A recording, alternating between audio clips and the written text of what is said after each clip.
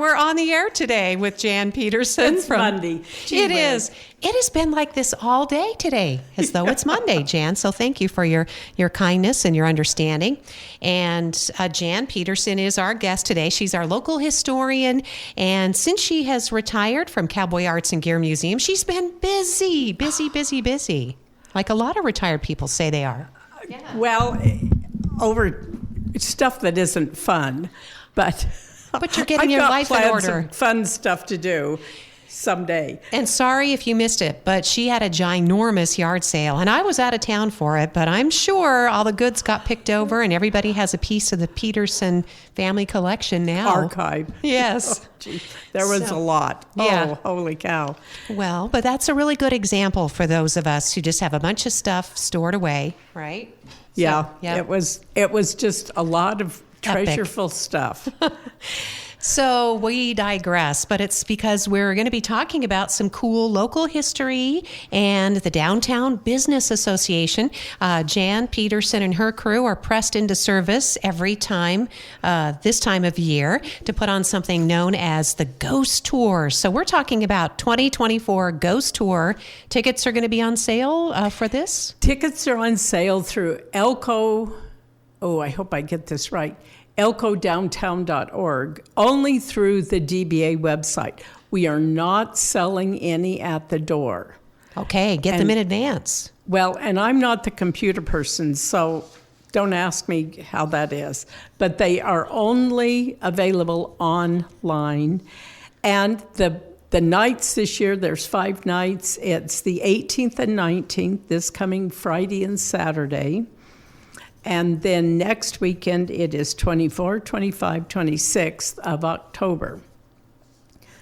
And it's like a fancy wine walk. We're doing 2 characters at presentations at Livingstone's who has this ultra fancy, cool AV system that is beyond amazing.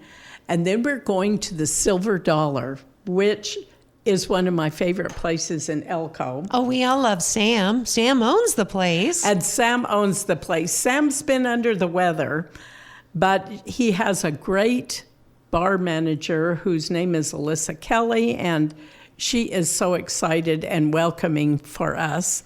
And then we'll go around the corner and wrap up at Ruby's, and Lori Ayala and her crew there are just...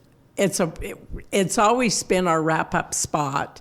It's just a perfect closer spot. They're all very gracious, all 3 of these owners, and we're going to tell stories of Elko's past.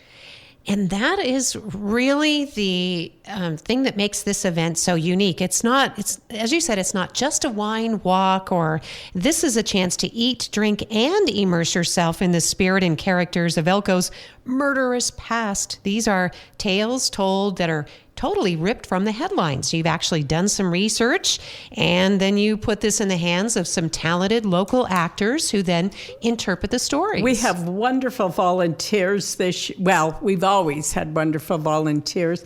This is our 10th year, and actually this is the brainchild of Elko Broadcasting's own Michelle Smith. Oh, Michelle, we have never given her credit for that, I don't think. And Michelle needs to have credit for having this idea in the first place. And this year, we are lucky enough that Walt Lovell, who knows everything broadcasting, literally broadcasting, Walt has donated a portable PA system for us. Very nice. He probably was embarrassed by my Mr. Microphone that I had. So we will be very audible, and I just like to give credit to people who, this is not a one-person show. It takes a team, and as you know, we all know, it's a team effort. There might be one person who's the host, but with few exceptions, the host is just sort of the figurehead of the whole thing. There is a giant team in the background doing this whole thing, putting on this whole production. I had an occasion to realized this in early February, that sometimes people don't recognize others for their work, and I've just been very acutely aware since then that people need to be recognized and thanked for what they do. And in a community this size, that phrase of "it takes a village" is so accurately true.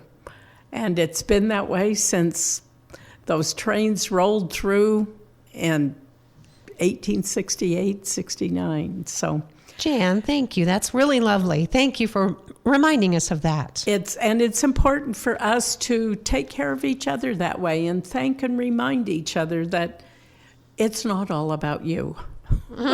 There's others out there too. So this year, we have a great lineup because it is our 10th year. People tend to like a good grisly murder. And the year before last, we only had 2 murders. And the Lupercio family has gone to all of 10 years of ours, and they stopped and reminded us that we had good stories, but not enough murders. And the older they get, the better they get. And some of them, you could hardly believe that they really happened. But these are stories that are true. They're based on research. There could be a tad bit of embellishment, but not really, because they're too good. You don't need to embellish these. So the first story we've got, though, this year is not a murder, but it's a great story of a man who was truly immersed in his community, and that is Newton Crumley Jr., who was almost bigger than life. He was an only child, and his parents owned the commercial beginning in 1925, and he just truly believed in doing things for the good of the community and brought big name entertainment to Elko. He was active in the Masonic Lodge, just a whole bunch of stuff. And James Glennon will be telling his story. James is a CPA by trade, and he and his wife have Glennon and Sandoval down there on Railroad Street in an old historic building itself. James has been doing this for several years with us, and it's just great to have James come along with us and do this. And then Sharon Owen will be telling a story of Mabel Riley's murder in 1915 and her mother, Sally Rogers. And Mabel was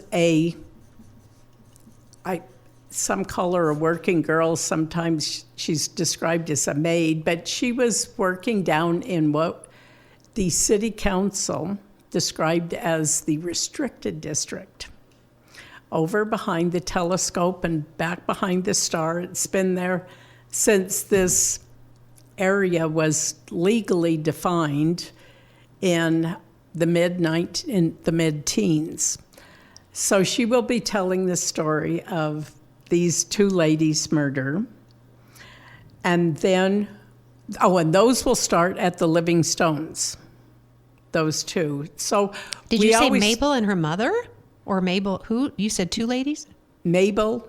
Yes. Mabel was murdered. It was a double murder. Okay. Mabel and her mother, Sally. Oh, so it was. Okay. By Mabel's husband. Ooh, okay. Little domestic dispute there. Yes, okay. All right, these are true local ghost stories. Very true. Okay. Then we'll mosey down Commercial Street and pop in at the Silver Dollar, one of my favoriteest buildings. It started out as a bank in the early 1870s. That's why it's named the Silver Dollar. And at one point, I've got a picture, and it was a very brief existence. Before it was the Silver Dollar, it was a Safeway. I have a picture of the building with the Safeway banner hanging on it. Really? Yeah. You didn't even know that, right? No, I didn't know that until I got handed this picture. Okay.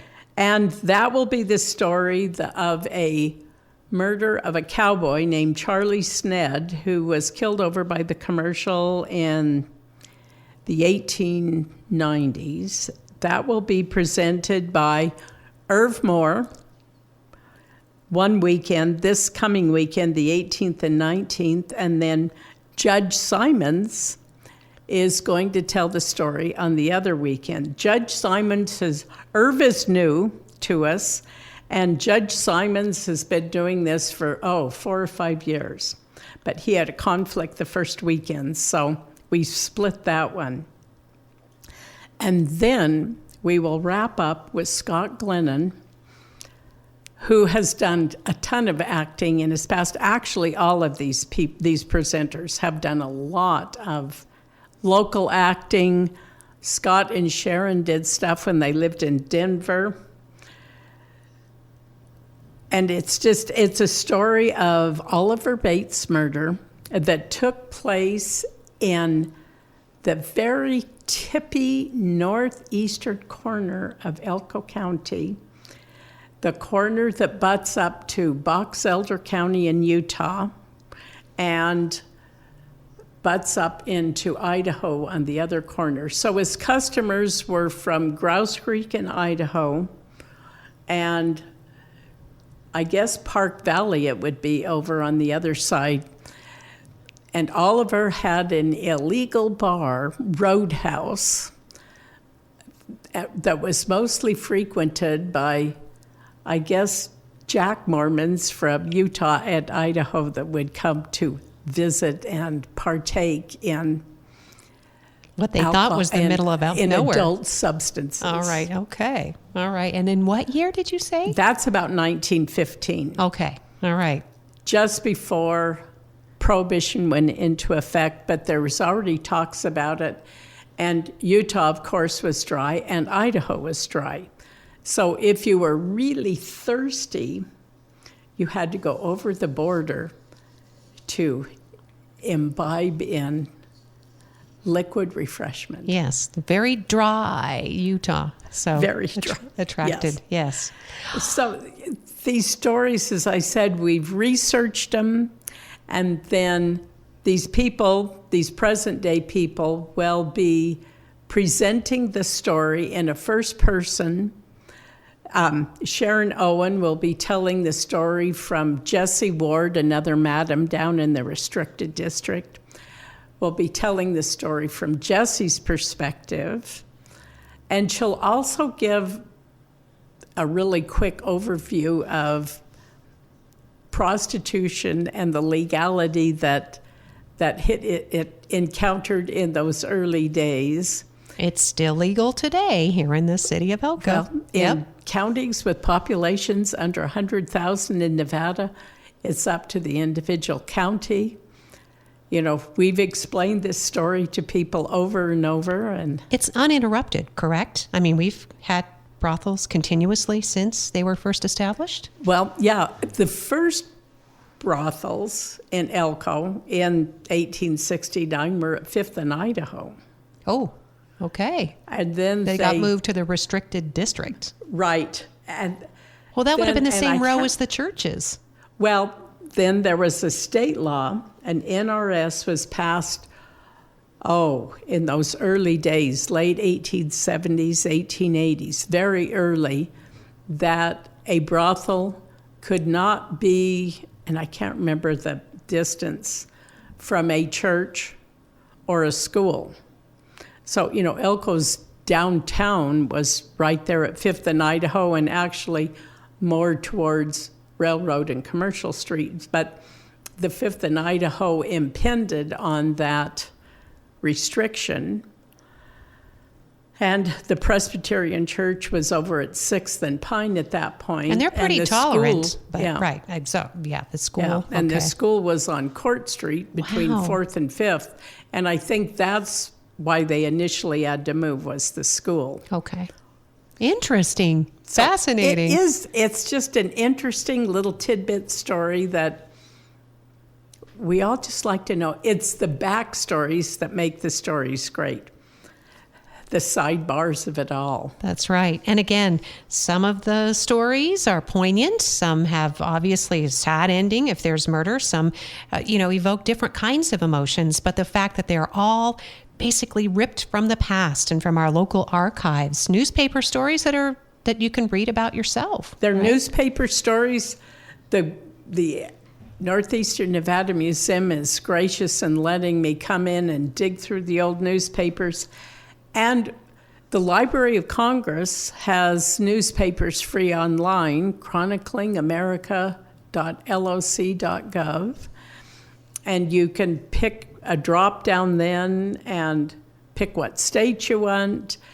They're only really up to about 1918, 1920, but it's got a fabulous word search. And then you get on the page and you can find your story, and then you can use the Microsoft snipping tool and save them. And then you get sidetracked with other stuff. And it's better than cat videos, though. Seriously. That's great, Jan. Much better than cat videos. Yes, which we can all get sucked into. So Ghost Tour 2024, October 18th and 19th. So that's this weekend, Friday, Saturday. And then next week, 24th through the 26th. Get those tickets online at Elko DBA or Elko Downtown Business Association. It's elkodowntown.org. Okay, thank you. I'm going to write that down now. elkodowntown.org. And we've got posters up. Oh, good. Okay. All right. The tickets are $40, and that includes wine and snacks. The desserts are amazing. And the snacks are great, and the wine is perfectly selected. We have, Kingdom Grub is supplying food. Nice. And El Coyote and Drees. Very nice. It's great food. It's a great way to taste a little bit of some different stuff that goes on downtown. And it is an over 21 event. That's important. It is what? Over 21. You must be. It is, you must be over 21. We have tried a couple times in the past to do a high school one, and we didn't have enough turnout to make it economically feasible. Work. Okay. All right. So I would love to do one for high school kids. But well, and Jan does extend a lot of this educational history to local students. In fact, you're going to be doing a cemetery tour this week just for students. The fifth graders at Sage are going to come through the cemetery tomorrow morning with me in two different groups. And we're going to stop and talk about everyday people. We have a governor, Governor Bradley, the second governor of Nevada, will be stopped and visited. Oh, and good. He's in the mausoleum, correct? And or is he in the mausoleum? Well, the mausoleum are the Russells that had a big ranch in Lander and Elko counties. And he also owned, I still call it Bodley's Furniture, but it's now Everton. Mm-hmm. And it was a general store that started in Elko County's early days.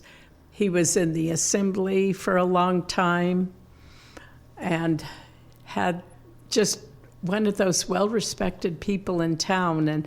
And actually, there's not many mausoleums, even in the Mountain View Cemetery in Reno. Maybe there's 5 or 6 of them, and that too started as Oddfellows in Masonic Cemetery. Interesting. So you're continuing your outreach and education. There's, again, always an underlying element of history, which is important because they're not just scary tales ripped from the pages. And I've had several people through the years be reluctant to come to the ghost tours because they think there's going to be creepy people jumping like out. A spook walk. Right. And Carlin has a fabulous scary spook walk if you want to go and do that. They've got a G-rated one in the day, so it'll be on the 26th, and then there's one in the evening that if you want to be scared, go to Carlin. And it's in the Chinese gardens, right? It's Chinese outdoors. Gardens. Yeah, so it's got its own amazing history. This does not have people jumping out and saying boo to you. No. These are ghosts in the spirit of the past. The tales.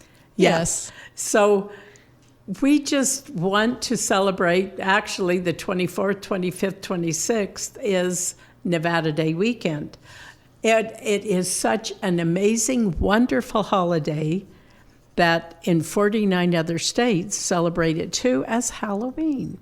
And here in Nevada, we have a dual holiday. And we have a fantastic parade in downtown Elko on that Friday, October 25th, which is a day off. Dr. Louis Bergeron is the Grand Marshal, and he's following up some pretty big footsteps there, Ms. Petersen. I had the honor of being at last year, and it is a thrill and an honor to be selected. And it's also very humbling to think that you were being recognized for what you've done. And Louis Bergeron does a lot of volunteer work. He does a lot of stuff with the sports teams at Elko High School and travels with them out of town when they go, and is a generous contributor to the sports programs. He's just an all-round great guy. Oh, very nice. So we're all looking forward to this spooky season, but for various reasons. Again, whether 2024 Ghost Tour, to eat, drink, and immerse yourself in the spirit and characters of Elko's murderous past. Get those tickets in advance. They will not be available at the door, and this event generally sells out. ElkoDowntown.org. We know that Poe and Pints is behind us. I got to sneak in for one of those performances. I couldn't get a ticket, but my dear friend became ill and couldn't go, and she thought of me first, and I was so lucky to get to go, Jan, and it was I've amazing. Never gotten to go because I think of getting a ticket way too late. Too late. So we'll make sure that Silver Stage players have been, well, the Silver Stage players themselves, the group has been around since the 1930s. They're one of probably Nevada's the oldest community theater group in Nevada. I think they are most continuous, certainly. Yes, Yep. without any interruption. And then Stage Door is new on the scene, but they are performing some original work, which is also kind of fun and scary and silly. And it's the Cryptid Tales, something like that. It's about sort of our mythical creatures and monsters. And Emily Anderson she's one of the owners of the Stage Door, and she's a playwright and has written this script, and it's performed by wonderful, delightful local people. So, we have wonderful theater groups here in Elko. Great Basin College. Yes. John Rice is doing some great stuff this fall. He's got stuff going. And Janine Hoskins at has Elko High School. Yes. Great Gatsby coming up in Overland November. Stage. Yeah, Overland Stage is doing their Broadway show November. Yeah. And they've got Gatsby in, as you said, a week after, I think, high school. Yes. John is auditioning tonight for the Christmas Classic. I love those. Yeah, so that's going to be, it's for Christmas Carol. So auditions are tonight at 6:30 in the GBC in the old TV studio, Jan. That's now a new theater space. Isn't that great? Really? That's where they did Love Letters this last weekend. Scott Glennon was in Love Letters. Oh, and Scott Glennon's been a little busy. He's been busy. He and Nicole Jameson did an amazing performance of Love Letters. I don't think there was ever a dry eye when people left. It was just such a lovely performance. But you're right, so much to choose from, things to do and things to support in Elko. And speaking of, the Downtown Business Association hosts this event. You are helping to coordinate it every year, retired or not. I'm the one that gets to pick the characters, and I do the initial research on them, which is the funnest part of all. It's like getting ready to do a term paper, but you don't really have to write the term paper. Which is great. I've got the easy part, and it's fun to pick these out. Doing these little things, and I do little stories for everything Elko. It's what creates community. It creates the awareness and gives others that sense of belonging, whether you've had family here for 150 years or 150 days. We all need to be part of our community and participate in our community. When I hear people say there's nothing to do in Elko, there's nothing for kids to do in Elko, I have school-age grandchildren that have too much to do. So, there's everything from the community orchestra to sports to acting and participation. There is everything here. And we love our community, and we love telling people about our community. Jan Petersen is our guest and our local historian, and we so appreciate the work that she does. She and her team and her crew, her posse, she can call anybody up and get things done. And that includes with the Elko Downtown Business Association. When this season is wrapped up, we can look forward to the DBA's Parade of Lights and the Snowflake Festival that'll be happening. And they've chosen a theme, which is gingerbread. So super simple. People, well, it's houses, easy villages. And fun, yeah. and that will be... I'm flipping through my calendar. I know. I can grab I have a paper. I have my Elko, Nevada. Probably the 14th of December. My ECVA calendar in front of me here. And I can tell you it is December 14th because I have my DBA. And it's a great fun time for everybody. It is. It's just, the stores have specials. The Parade of Lights, I still don't, you see those and they're magnificent.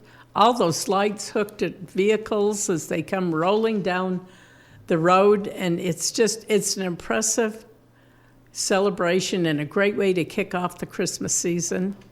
And it's fun. It is really fun. And I know not only the museum gets involved, I mean, they're just all these nonprofit organizations. The Elko Area Chamber is going to be hosting their Christmas party in December. I mean, there's just... And the Festival of Trees at the convention center. And all of our crew over at the convention center. She's going to come and talk about the that Festival tomorrow. of Trees. Yeah. And they raffle off all those trees, silent auction them off, and those all have nonprofit community partners that greatly benefit from it. So we are a busy, active community here, and I guess the Ghost Tour sort of kicks off the season, and we're thrilled to be the kicker of that and initiate something going on in Elko every weekend. That's right. And that'll roll us up to National Cowboy Poetry Gathering, the 40th year, Jan. And I think this year you're going to find that the historic Pioneer Hotel itself is also going to be a real touchstone for people attending that event. The Pioneer has its own sequence or series of haunted tales. And I'm sure you've done some research on that building itself. Well, and I run the kids programs for Cowboy Poetry. I'm down to one job, and we're starting up on booking events for the kids stuff that we run the 2 weeks before Cowboy Poetry. The Youth Festival, we're on our second generation of kids coming through doing the Youth Festival where they stamp leather and learn about the exhibit and learn about cowboy gear. And their beautiful artwork that's on display. And the great artwork that's on display from the Elko County School District art teachers. It's just, we do a lot here. We really do. And that's just one of the many contributing businesses, organizations, nonprofits, museums that we have. I know that you are also affiliated with the Northeastern Nevada Museum. Thanks for doing brown bag lunches for the museum again, Jan. Jan. Had a lot of fun doing those. That's super cool. And the museum, again, is just one of those proud partners. They're going to be expanding thanks to Nevada Gold Mines and the Museum Board of Directors. They have Today is Indigenous Peoples Day, and the museum is going to be rolling out plans for an expansion of the museum that includes a gold mining aspect and then a Native American wing, which is fantastic. Cool. Yeah, they're getting lots of input from tribes around the region. So, well, the Shoshone and the Paiute have been here for 12,000 years, so they've got lots of heritage and culture, and they're just what they did and their ability to survive and thrive and continue to this very day with the very minimal of resources here in the Great Basin. You have to be pretty smart and self-sufficient. And you know what, Jan? What always comes back for me with Indigenous people and Native American people is, and this really, I think this happened when I visited the Natural History Museum in Utah, and I opened a drawer and it had some footwear, right, from First People that had come from all around our region in the Salt Flats area. And oh my goodness, there were these tiny little moccasins, and they were lined with rabbit fur. And all I could think of was they love their babies just as much as we love our babies. And it just, my whole world changed, and I thought, they didn't have any of those conveniences, but they made those little fur-lined moccasins Yeah. for their babies. So Yeah. I know. They're so smart and It's just inventive. and beautiful. I mean, what a wonderful. So thank you, First People, because we've been talking about history today. You were there first, and hopefully we'll have lots more history to build on as we go. And jump up to today and join us in the Ghost Tours this weekend and next, and celebrate Nevada at its best. Thank you so much, Jan. Jan Petersen, our guest today, local historian here on Elko Live on KELK.